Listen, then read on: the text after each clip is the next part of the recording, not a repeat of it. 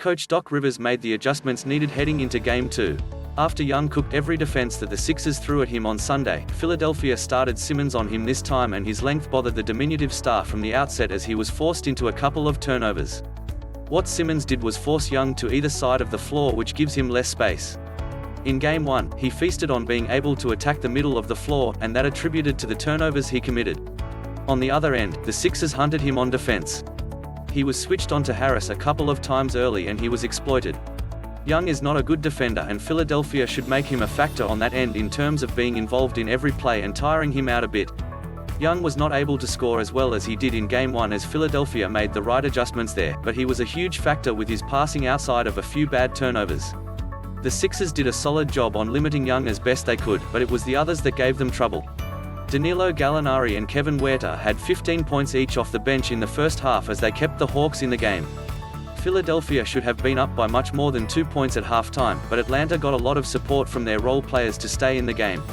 The Sixers were able to combat this by getting production from a guy like Curry, who was lights out from deep, and the bench having one of their random great stretches that nobody sees coming, but Philadelphia will need more from Danny Green in terms of his shooting.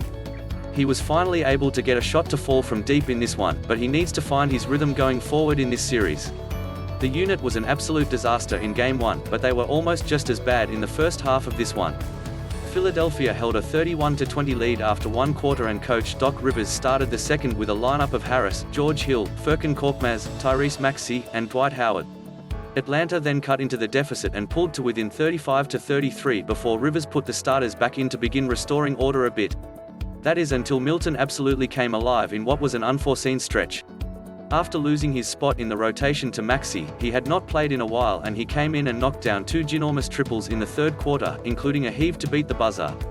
He then knocked down 2 more three-pointers in the fourth as he gave the team a huge spark.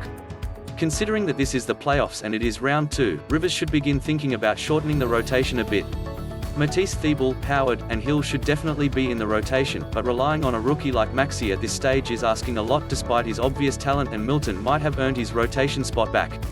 As for Korkmaz, if he is not making his three-pointers, it's hard to justify having him out there in the playoffs.